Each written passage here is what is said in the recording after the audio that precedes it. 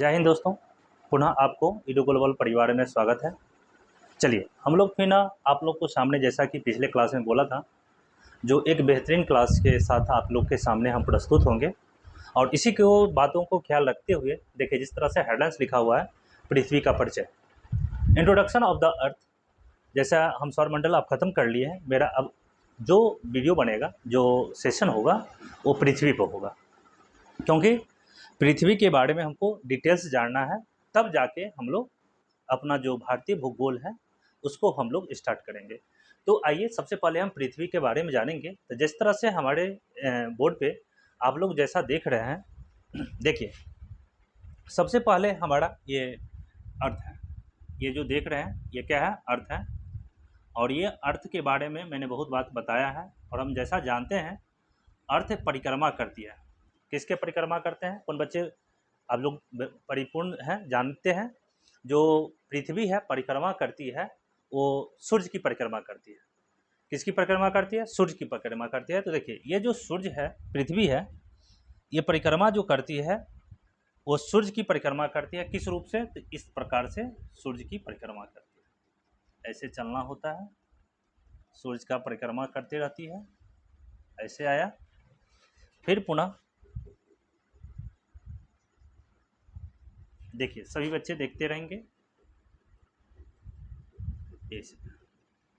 इस प्रकार से इस पाथ पर आप लोग जानते हैं, ये सूर्य है, सन है, और सन का जो परिक्रमा करते हैं वो पृथ्वी करता है। जितने ऐसे सौरमंडल में बहुत सा ग्रह है, कुल 8 ग्रह है, सभी का सभी परिक्रमा करता है। लेकिन अब हमारा इस क्लास में मुख्य रूप से जो हमारा समझना है, वो समझना है पृथ्वी के बारे में। तो पृथ्वी परिक्रमा करती है, सभी बच्चे जानते हैं पृथ्वी परिक्रमा करता है। और परिक्रमा ये 365 डेज और 6 आवर में कंप्लीट कर लेती है।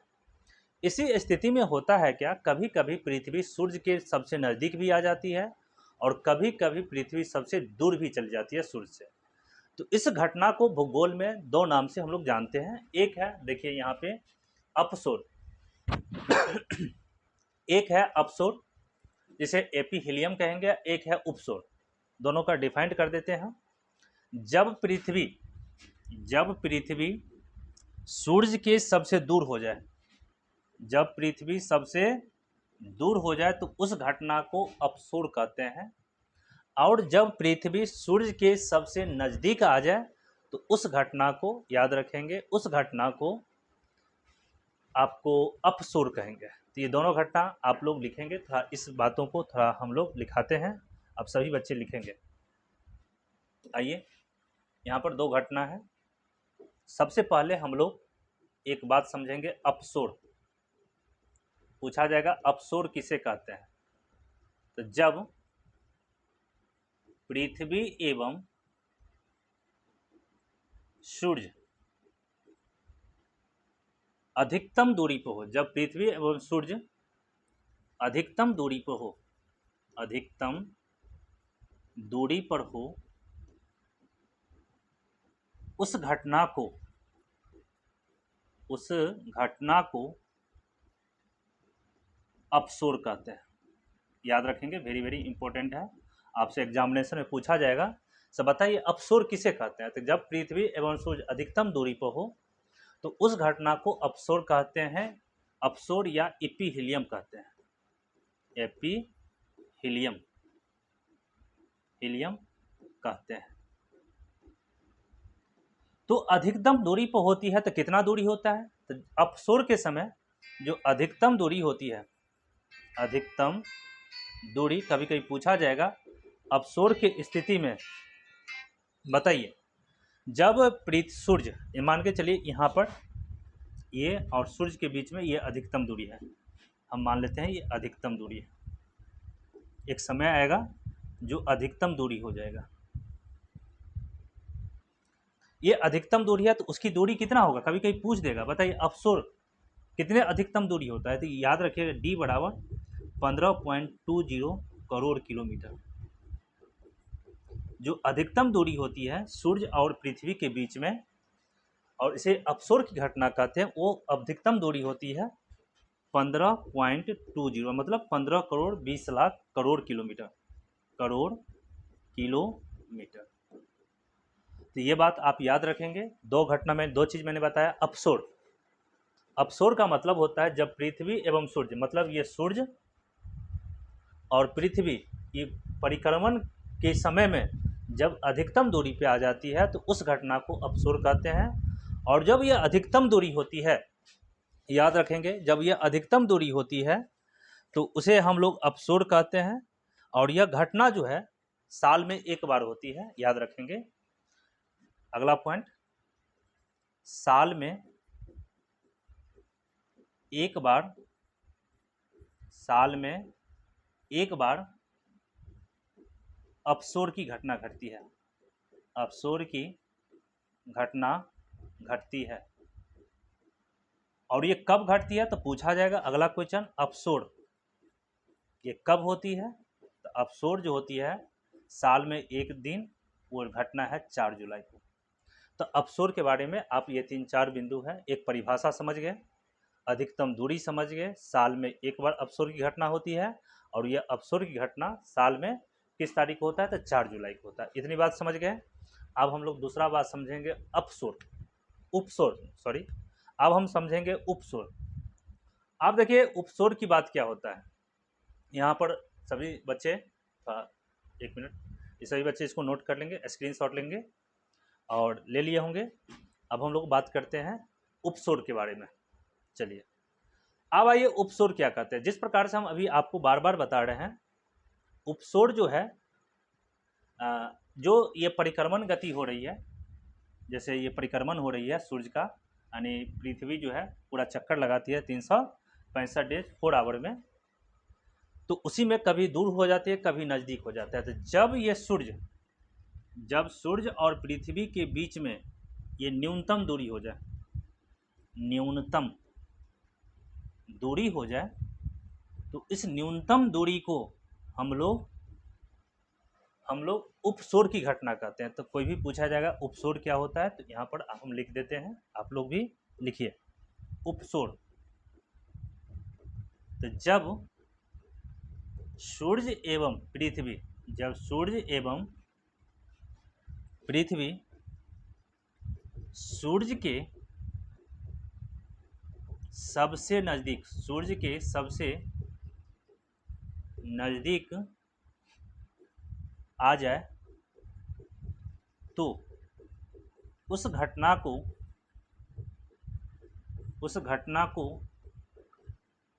उपसोर कहते हैं, उपसोर कहते हैं। तो उपसोर कहते हैं। तो भाई यहाँ एक सवाल उठ जाती है, जब नज़दीक आती है तो कितना हो जाती है? तो यहाँ पर उपसोर की घटना में, यहाँ पर हम लोग देखेंगे, उपसोर मतलब न्यूनतम दूरी। उपसोर का मतलब क्या होता है? न्यूनतम दूरी। और न्यूनतम दूरी जब होगा तो सूर्य एवं पृथ्वी के बीच जो न्यूनतम दूरी होगा, यह याद रखेंगे आपको, 14.70 करोड़ किलोमीटर, करोड़ किलोमीटर। मतलब जब अधिकतम हो जाएगा तो 15.20 किलोमीटर, मतलब 15 करोड़ 20 लाख। और जब न्यूनतम दूरी मतलब आपका उपसोर की घटना होगी, तो वह न्यूनतम दूरी घट के 15 करोड़ से भी कम हो जाती है, 14.70 करोड़, मतलब 14 करोड़ 70 लाख किलोमीटर होती है। और ये भी घटना साल में एक ही बार ही होता है। तो उपसोर की घटना, उपसोर की घटना साल में एक बार घटती है। अब साल में एक बार घटती है, तो जिस प्रकार से अपसोर की घटना 4 जुलाई को घट रही थी, उसी तरह से साल में उपसोर की घटना साल में एक दान घटेगी। तो यहाँ पर पूछा जाएगा उपसोर की घटना कब घटती है? उपसोर की घटना याद रखेंगे 3 जनवरी, 3 जनवरी, मतलब प्रत्येक 3 जनवरी को, ऐसे हम समझेंगे, प्रत्येक 3 जनवरी को सूर्य और पृथ्वी एक दूसरे के सबसे नज़दीक आ जाती है सालों में। और 4 जुलाई को पृथ्वी और सूर्य सबसे दूर हो जाती है। तो जब दूर की घटना हो, पृथ्वी और सूर्य के बीच जब अधिकतम दूरी हो, तो उसे अपसोर कहते हैं। और जब न्यूनतम दूरी होती है तो उसे अपसोर की घटना करते हैं। तो आशा करते हैं आप ये दोनों घटना समझ गए। अब आइए तीसरा, हमसे कभी कभी पूछा जाता है, यहाँ पर मैं एक आप लोगों को बहुत ही इंपॉर्टेंट डाटा हम लिखा रहे हैं, सारी चीज़ को आपको लिखना है, सारी चीज़ समझना होगा।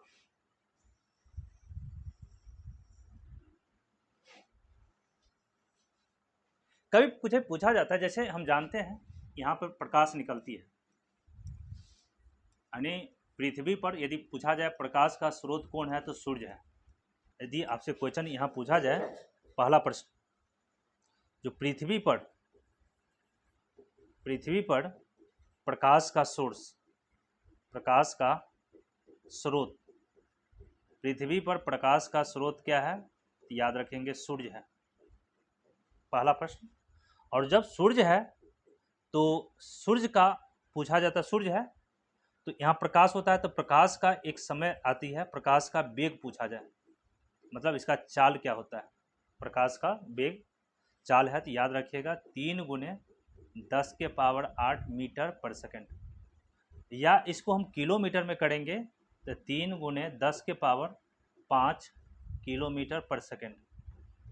और इसी डिजिट में यदि करेंगे तो 3 पर 5 जीरो डालिए, इकाई, दहाई, सैकड़ा, हजार, 10,000, लाख, मतलब हम कह सकते हैं 3 लाख किलोमीटर पर सेकंड। मतलब प्रकाश 1 सेकंड में 3 लाख किलोमीटर दूरी तय करेगी। तो पृथ्वी पर प्रकाश का जो स्रोत है वो सूर्य है, एक बात आप जान गए।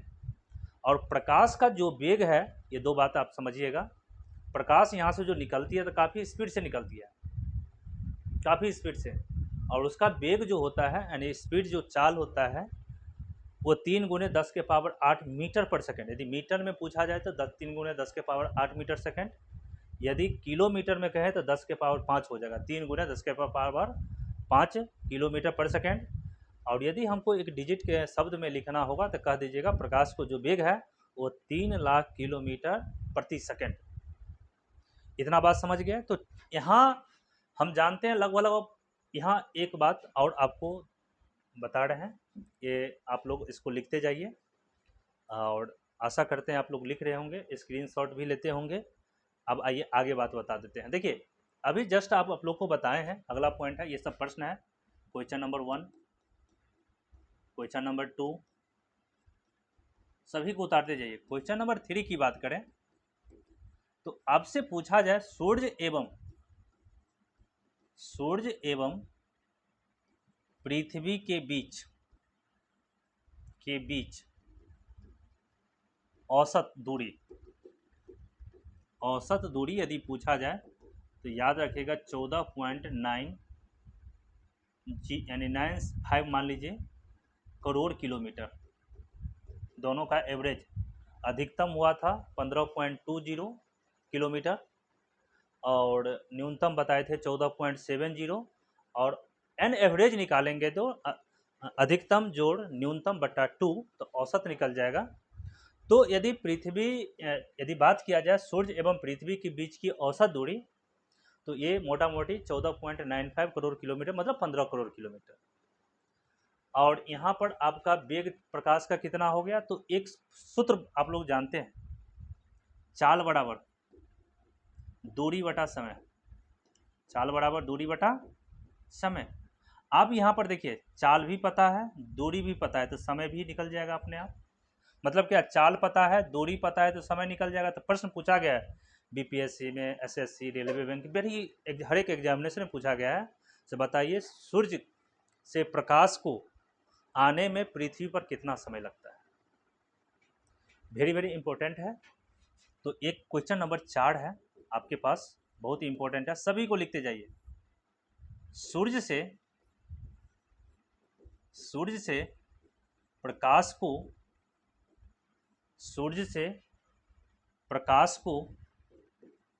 पृथ्वी पर आने में समय। तो यहाँ पर 3 प्रश्न हमारा हो जाएगा। देखिए हम बताए थे आप लोगों को, जब यह न्यूनतम दूरी पे होता है ना, जब यह न्यूनतम दूरी पर होगा तो उसको लगता है समय प्रकाश को आने में 8.8 मिनट 16 सेकंड। याद रखेंगे। जब सूर्य और पृथ्वी न्यूनतम दूरी पे हो, मतलब 14.70 करोड़ किलोमीटर पर हो, तो उस समय प्रकाश जो है आने में इसको मात्र 8 मिनट 16 सेकंड रहता है। लेकिन जब यह अधिकतम दूरी पे होता है, अधिकतम दूरी पे होता है, तो उसको प्रकाश को आने में सूर्य से पृथ्वी पर वो लग जाती है 8 मिनट लगभग 20 सेकंड, 8 मिनट 20 सेकंड। तो औसत की बात करेंगे, औसत समय, तो औसत समय हम लोग 8 मिनट 18 सेकंड लेते हैं। अब क्वेश्चन पर पैटर्न पर निर्भर करता है। यदि आपके एग्जामिनेशन में पूछ देगा सूर्य से प्रकाश को पृथ्वी पर आने में कितना समय लगेगा, ऑप्शन रहेगा 7 मिनट, 8 मिनट, 9 मिनट, 10 मिनट, तो उस केस में हम लोग सेकंड को इग्नोर करेंगे और 8 मिनट ऑप्शन लेंगे। तो यहाँ पे ओवरऑल की बात करें हम लोग, तो अप्रॉक्स यदि पूछा जाए, अप्रॉक्स मतलब लगभग, लगभग समय पूछा जाए ओनली मिनट में, तो हम लोग कहेंगे 8 मिनट। कभी कभी सेकंड में पूछ देता है, तो सेकंड में यदि पूछा जाए तो हम जानते हैं 60 से गुना कर दिएगा तो सेकंड में आ जाएगा, तो अप्रॉक्सीमेटली 500 सेकंड, 500 सेकंड लग जाती है सूर्य से प्रकाश को पृथ्वी पर आने में समय। तो आशा करते हैं आप ये 4 प्रश्न भी समझ गए, अब सूर्य भी घटना समझ गए, कितना दूरी होती है, साल में कितना बार लगती है, किस डेट को घटना घटती है, परिभाषा भी समझ में आ गया। सूर्य से प्रकाश को पृथ्वी में आने में समय, तो हम लोग न्यूनतम दूरी पर रहेगा तो 8 मिनट 16 सेकंड, अधिकतम दूरी पर रहेगा तो 8 मिनट 20 सेकंड, औसत की बात करें तो कहिएगा 8 मिनट 18 सेकंड, और ओवरऑल यदि मिनट में पूछ दिया जाए तो 8 मिनट लगभग होती है। आशा करते हैं ये 3 चीज़ आप समझ गए, उपसौर, अपसौर और सूर्य से पृथ्वी पर प्रकाश को आने में लगा समय। अब एक घटना है, ये हम लोग इसको भी जान लेते हैं अच्छे से। अब आइए, तो आप लोग, हमको आशा करते हैं ये सारी चीज़ आप समझ गए होंगे। अब आइए दूसरी बात हम लोग चर्चा करते हैं। देखिए ये भी हो गया। अब आइए अपभू और उपभू, ये दो टर्म जिसको हम अपोजी कहते हैं और पेरिजी कहते हैं, उसको भी समझने की कोशिश कीजिए। आइए सभी बच्चे थोड़ा हम लोग यहाँ पर समझाने की कोशिश करते हैं। क्या है ये, एक है अपभू, अपभू और उपभू। सभी बच्चे थोड़ा देखेंगे, अपभू और उपभू, ये समझने की कोशिश करेंगे। सबसे पहले हम लोग यहाँ पर देखते हैं, एक प्रकार का पहले पृथ्वी बना लीजिए। ये पृथ्वी है, और जिस प्रकार से मैंने आपको बताया, सो पृथ्वी सूर्य की परिक्रमा करती है। जिस प्रकार से पृथ्वी सूर्य की परिक्रमा करती है, उसी प्रकार से चांद्रमा, यहाँ पर याद रखेंगे ये चांद्रमा है, ये चांद्रमा है। चांद्रमा भी सूर्य की, सॉरी, चांद्रमा भी पृथ्वी की परिक्रमा करती है। याद रखेंगे, वेरी वेरी इंपॉर्टेंट है। जिस प्रकार से लिखा देते हैं, जिस प्रकार से पृथ्वी सूर्य की परिक्रमा करती है, सूर्य की परिक्रमा करती है,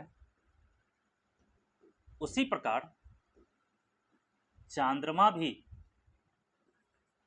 उसी प्रकार चंद्रमा भी पृथ्वी की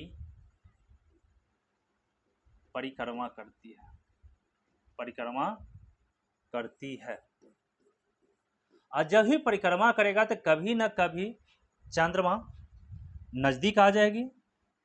ये मान के चलिए यहाँ से नज़दीक आ गई, और कोई घटना होगा जहाँ से काफ़ी दूर हो जाएगी, होगा कि नहीं।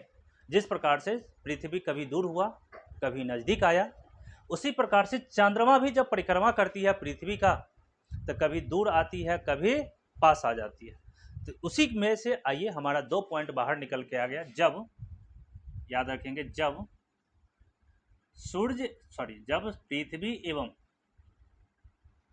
पृथ्वी एवं चंद्रमा एक दूसरे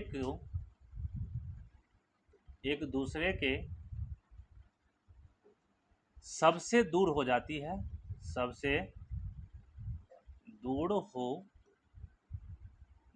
है, तो उस घटना को अपभू कहा जाता है। अपभू कहा जाता है। ये भी बात आप समझ गए होंगे, ये सभी पॉइंट है। दूसरा पॉइंट समझेंगे, जब एक दूसरे को दूर हो जाए, बहुत काफ़ी दूर हो जाए, सबसे दूर हो जाए, तो उसे अपभू कहेंगे। और जब एक दूसरे के नज़दीक आ जाए, सबसे नज़दीक, तो उस घटना को हम लोग कहेंगे अपभू। तो जब पृथ्वी एवं चंद्रमा एक दूसरे के सबसे नज़दीक आ जाए,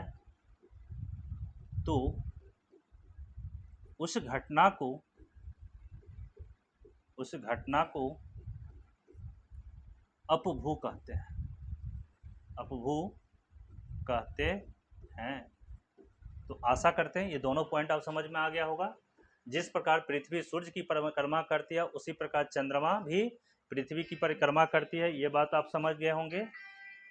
दूसरी बात हम लोग ये आपको समझा रहे हैं, जब पृथ्वी एवं चंद्रमा एक दूसरे को सबसे दूर हो जाते हैं, तो उस घटना को अपभू कहा जाता है। और जब एक दूसरे के सबसे नज़दीक आ जाती है, तो उस घटना को अपभू कहते हैं। अगला पॉइंट है, सब प्रश्न है, सारी बात ये आप आइए, चलिए इसका आप उतार लीजिएगा, स्क्रीनशॉट लीजिएगा। अब आइए, जैसा कि हम लोग जानते हैं ये सूर्य है, तो सूर्य की रोशनी जो है चंद्रमा पर भी पड़ती है। याद रखिएगा, सूर्य की रोशनी चंद्रमा भी पड़ती है, और पड़ने के बाद इसका भी प्रकाश पृथ्वी पर आती है। तो कभी कभी क्वेश्चन पूछा गया है, ये भी क्वेश्चन नंबर 1, पहले ये समझिए। क्वेश्चन नंबर 1 में चंद्रमा पृथ्वी की परिक्रमा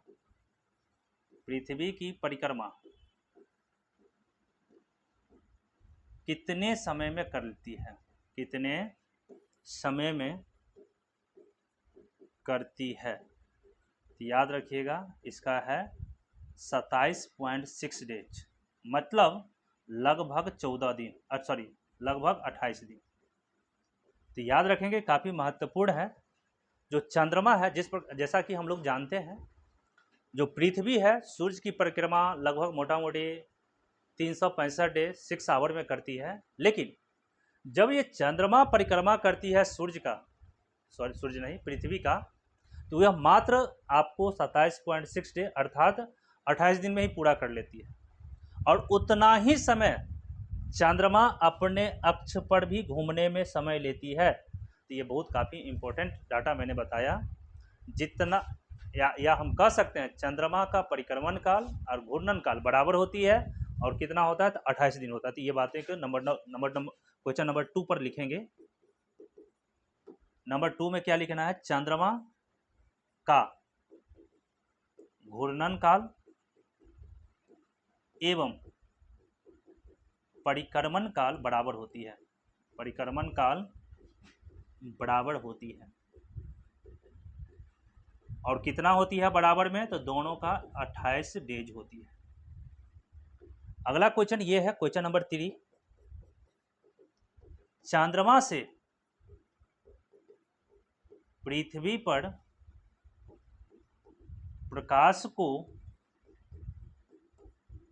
आने में लगा समय, तो कितना समय? क्योंकि सूर्य की रोशनी जब चंद्रमा पर पड़ती है, तो रिफ्लेक्ट होने के बाद वो पृथ्वी पर भी इसका प्रभाव पड़ने को मिलता है। तो हमको इस बात की जानकारी होनी चाहिए। क्या जानकारी होनी चाहिए? यहाँ से जब सूर्य की रोशनी इस पर पड़ेगी, तो वह रिफ्लेक्ट होके उतना ही स्पीड से 3 × 10⁸ मीटर पर सेकंड की स्पीड से ये पृथ्वी पे भी पड़ेगा, अर्थ पर भी आएगा। तो अर्थ पर आने में, जैसे हम सूर्य से प्रकाश को पृथ्वी पर आने में 8 मिनट 20 सेकंड लगती है, लेकिन हम क्वेश्चन पूछ रहे हैं प्रकाश को चंद्रमा से पृथ्वी पर आने में कितना समय लगेगा, तो इसका मात्र 1.3 सेकंड। मतलब क्या, 2 सेकंड से भी बहुत कम, यानी 1 सेकंड और उसका 1/3, मतलब आपको 1.5 सेकंड से भी कम समय लगता है। क्यों? क्योंकि इतना हाई स्पीड होती है। और दूसरी बात, पृथ्वी और चंद्रमा के बीच की दूरी है तो काफ़ी, लेकिन सूर्य के तुलना में बहुत कम है। तो कितना है, तो वो भी जानकारी आपको होना चाहिए। इस बात को भी लिखेंगे आप लोग, इस सभी को आप लोग नोट बनाते जाइए। काफ़ी चीज़ है जो कि आपके एग्जामिनेशन के लिए काफ़ी महत्वपूर्ण बन रहा है। तो क्वेश्चन नंबर हमारे पास 4 का है। तो बताइए, पृथ्वी एवं चंद्रमा के बीच की दूरी याद रखेंगे 3,84,600 किलोमीटर। मतलब क्या, यह यदि मून है और यह अर्थ है, तो इसके और इसके बीच की जो दूरी ऐसे सेंटर से नापा जाता है। याद रखिएगा, पृथ्वी का सेंटर ये हो गया और चंद्रमा का सेंटर ये हो गया। दोनों के बीच की जो दूरी होती है वो आपका होता है 3,84,600 किलोमीटर। ये बात आपको जानकारी हो। एक कमेंट बॉक्स में इस क्लास का ये है, आपको ये बताना है, जैसा कि हम लोग जानते हैं पृथ्वी है, तो हम अगले क्लास में पृथ्वी के बारे में काफ़ी चीज़ को चर्चा करेंगे, 100 पॉइंट हम बताएंगे। और जैसे जानते हैं पृथ्वी का जी का मान लिया जाए 9.8 मीटर सेकंड होता है, सेकंड स्क्वायर होता है। तो बताइए, पृथ्वी का जी मतलब ग्रेविटेशनल त्वरण, जी का मतलब होता है यहाँ का गुरुत्वीय त्वरण, एक प्रकार की यहाँ पर त्वरण होती है, एक्सेलरेशन होती है। तो ये बताना है आपको, तो पृथ्वी का त्वरण से चंद्रमा का त्वरण अधिक है या कम है? यदि अधिक है तो कितना अधिक है, कम है तो कितना है, ये आपको कमेंट बॉक्स में, फिर से क्वेश्चन समझ जाइए, पृथ्वी का त्वरण और चंद्रमा के त्वरण में कौन अधिक है, यदि या कौन कम है। अधिक पूछा जाए तो कौन अधिक है और कितना अधिक है, यदि कम है तो कितना कम है। वो सारी क्वेश्चन आपके कमेंट बॉक्स में हम लोग बोलने के लिए बोल रहे हैं, आपको बताना है। आज की क्लास में इतना ही हम चर्चा करेंगे। हमारा जो नेक्स्ट वीडियो बनेगा वो पृथ्वी के संपूर्ण अध्ययन के बारे में बताएंगे। इसमें पृथ्वी के एक एक बातों को चर्चा करेंगे, वो वीडियो देखना मत भूलिएगा। तब तक के लिए हम लोग आशा करेंगे आपका जो नेक्स्ट क्लास हो काफ़ी शानदार हो, वो भी देखना मत भूलिएगा। तब तक के लिए विदा, thank you very much, good night.